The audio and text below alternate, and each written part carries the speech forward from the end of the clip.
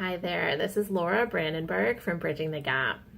And our theme recently has been about how do you create a ripple effect as a business analyst, and what's your ripple effect as a business analyst?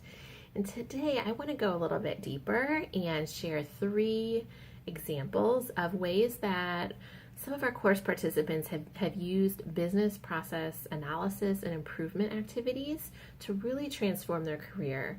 So they definitely had that ripple effect in their organizations and created drastic change for their organizations, but they also received a personal transformation, either in terms of more respect or moving into the business analyst role for the first time.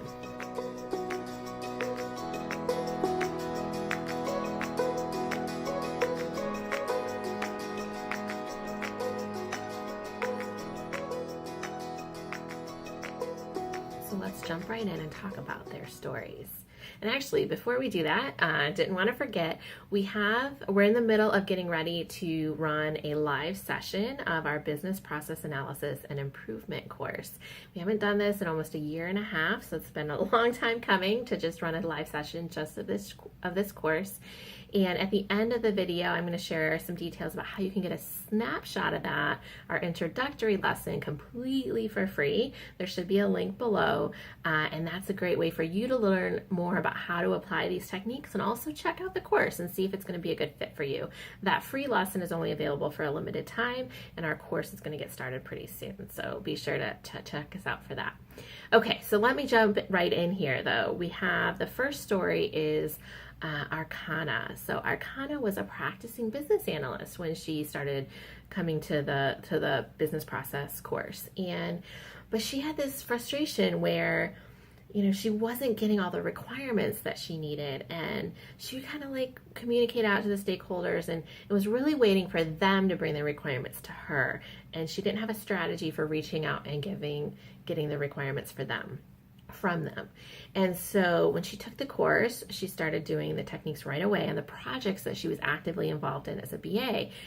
And it was like a switch flipped, right? So she went from people kind of not being super engaged with her work, maybe not responding to her emails, not showing up for her meetings, or just being like, I don't know the answers to all these questions that you're asking, to having a strategy to reach out and find the questions to ask and walk them through a structured approach to giving her essentially what became the requirements.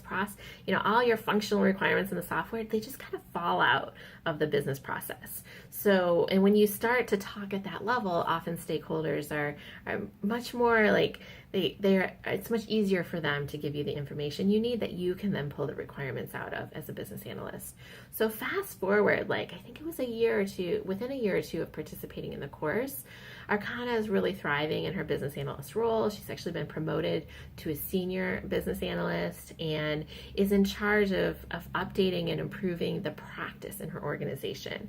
So she kind of went from I'm not sure if this is right for me, things aren't going well, I'm not getting great feedback on my work, to promoted as a senior BA and seen as a leader and a trusted, respected leader within her organization.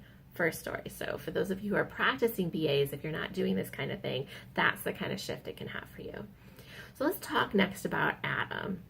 And Adam was in customer service when he did business process analysis, right? So he wasn't even a business analyst yet, but he took our course and he went to his manager and said, I'd love to help you improve a process or analyze a process. Is there anything that is troublesome? Anything bothering you? Anywhere I could be of service? And his manager's like, yes, we have all this stuff that's supposed to show up at these trade shows, and it's always a mess, and we don't have the things that we need, and we get there and we're scrambling, and let's sit down and map this out. And so Adam led that session and actually walked through all the steps that we talk about in the free training that you can get to discover the process, analyze the process, and improve the process. And one of the things, I got to interview Adam a while back, and he talked to me about this experience. And one of the pieces I remember so clearly is he said, I really thought that I needed to have this list of questions to ask, or I needed to be super, super prepared going into the first session. He's like, but I decided to trust you. And one of the techniques we teach in the course is you basically just, here's the starting point of the process, here's the ending point of the process, and you map that out for your stakeholders, not the stuff in between. And then you say, if we're starting here and ending here, tell me what happens in between. And, not every stakeholder is going to come in and start doing a lot of, telling you everything, but probably 75 to 80% of them will just at least give you something to go from, like at least 3 steps that fit in between that start point and end point, right? Something to start to analyze and ask questions around. So it's a great way when you're like, I don't know what questions to ask, just that's the question. What happens in between this start point and this end point?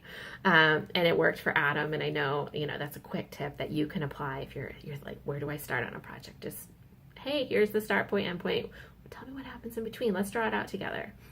Okay, so what I want to close with Wendy's story, and Wendy was also not in business analysis when she took our course. She was a software developer, and Wendy really wanted to become a business analyst. And I forgot to mention, Adam, about a year after that, also transitioned into his first business analyst role. And the same is true for Wendy. So she went through the course.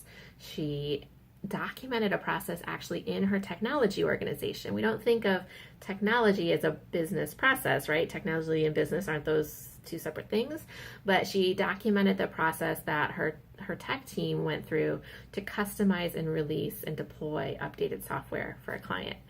And it was a process that software developers wanted to automate, and management kind of wanted to understand better. And she went and said, I'd love to use some of the techniques I'm learning about in this course to do this a little bit better, or to analyze it and bring some clarity to it. She ended up getting to present that business process in a manager level meeting, so very high level stakeholders, and talk to some of the improvements that they could make right away. And then she started getting invited to customer meetings, and then she started to talk more openly about her goals to become a business analyst. And a year or so later, that seems to be the key here. Like, you do these things, and then a year or so later, this awesome stuff happens. But so a year or so later, she was promoted into a business analyst role that was created specifically for her. So those are 3 examples from the hundreds of participants we've had in this course.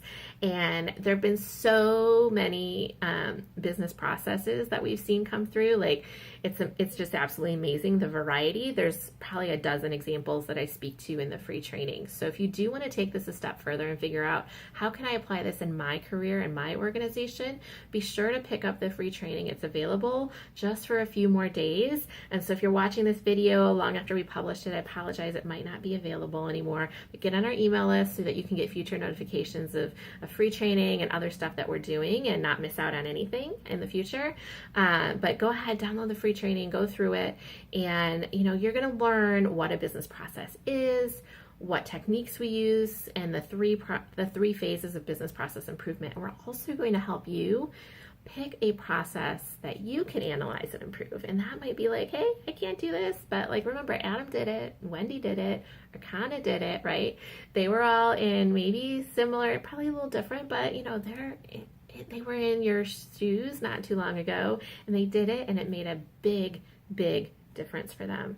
And that's why we so much, all of our training at Bridging the Gap always challenges our course participants to bring that work back to their organizations, their domains, because that's where we should see the shifts happen, instead of like taking a training and then a few weeks later, few months later, applying the training, and then, oh, wait, like, let me kind of, maybe somewhere along the road, your employer starts to see the value from that. Like, you have that value immediately in the course. Like, the first week, you're mapping out a process in a discovery session, you're asking some questions, even if it's just you and one other person, and it makes a huge difference in the confidence that you receive from that work and the results that you receive in your career, and how your employer learns to appreciate your skills as a business analyst. Because again, you've got so much to offer.